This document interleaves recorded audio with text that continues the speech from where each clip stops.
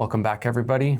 As we saw in the article, the poverty rates are above that 40% mark. And that's not good among the elderly. And that's really not good. People are chalking this up to many different things, but one of them is that the retirement fund pensions are just so low.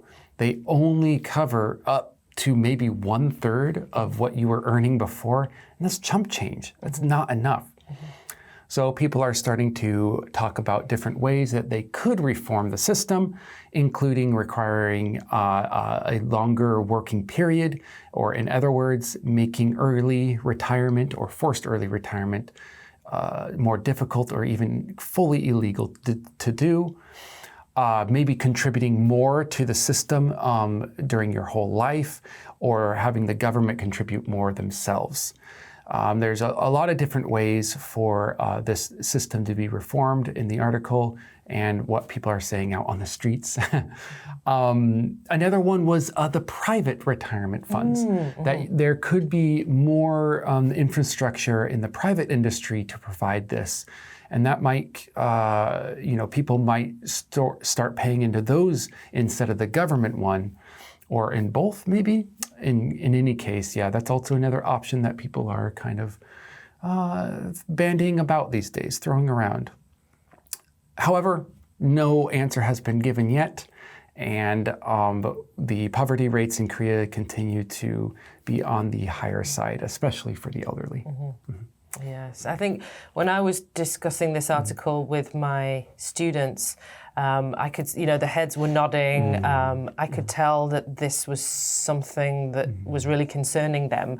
And when I was even asking the question, would you be happy to pay in more every month as part of your mandatory contributions? Everybody immediately said, yes, we need to. So they definitely were attracted to that option as a sort of possible solution. Yeah. Interesting. Yeah, I was expecting kind of the opposite reaction, but no. In this case, that number, 40% of the elderly are living in poverty. That's pretty shocking stuff. Yeah. Exactly. Something needs to change. Yeah. Why do you think that the poverty rates are so high for elderly in Korea? I've met a number of usually gentlemen who come into my class because they have chosen or they have been encouraged into early retirement. They're not that old, and as low as 50, between 50 and 60. So they're very capable people. They're, absolutely happy and able to work, but they've been kind of pushed out of the workforce. And now they are desperately searching for something else to do. Often they come to my class because they have fairly good English. They want to improve their English to give them yet another marketable skill, hopefully to get them a second career.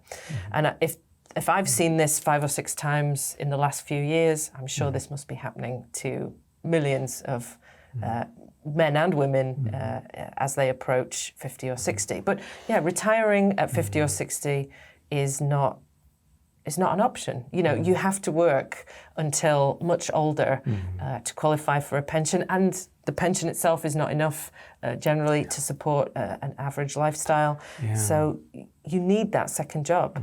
The thing my students really focused on was people getting forced out of the workforce too early, perhaps tempted into, the worst one was, being tempted into it by what looks like an attractive offer. If you retire early, we will give you this rather lovely lump sum that you can use however you want.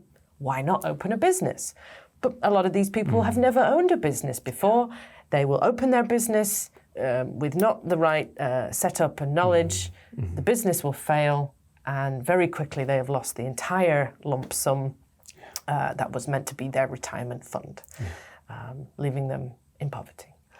Yeah, I can't imagine the horror of seeing all the money gone and being like, what do I do? I have no money, no job, nothing. Yeah, I couldn't. And like it was saying, the 1/3, right, of your paycheck comes back to you for the pension. Like I imagine having 1/3 on my income level, I couldn't live. Now, maybe if I was earning, like one of the questions asked, 50 million won annually, I could pare down my life to live on 1/3, but it would be hard. Yeah. It would be a dramatic reduction.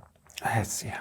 Maybe if I made 100 and then went back to, my current lifestyle of being on the impoverished side, then things would be better. But yeah, I don't know. Do different countries categorize poverty at different rates? I mean, what is the bar for poverty? Well, you do have like your poverty set by the UN. They do have a sort of poverty system that goes on, but each country can also describe their own poverty levels, of course, yeah. However, there are international standards too. Well, yeah, if we're being measured by a blanket international standard, then it's not acceptable, to have people in, one of the wealthiest countries in the world living below the poverty line. Yeah. Somebody needs to take responsibility, the government. Yeah. Also, looking at you, America, poverty is going up there too, a lot. And not much is being done. It's a difficult situation. Although, your true liberal would say, no, it's not the government's responsibility. Yeah. It's individual responsibility. If you haven't saved and you haven't managed your money well enough, it's your fault. Yeah. But, I guess Britain, Europe is a bit more socialist in this sense. We do believe in the welfare state. Society has a responsibility to rescue those at the bottom. Well, on that, let's go ahead and, like I said, memorize those words, use them every day, and we'll see you in the next one. Bye.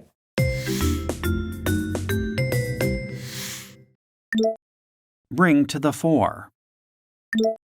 Bring to the fore. Chump change. Chump change. Mere. Mere. Hand over the reins. Hand over the reins. Walk in the park. Walk in the park.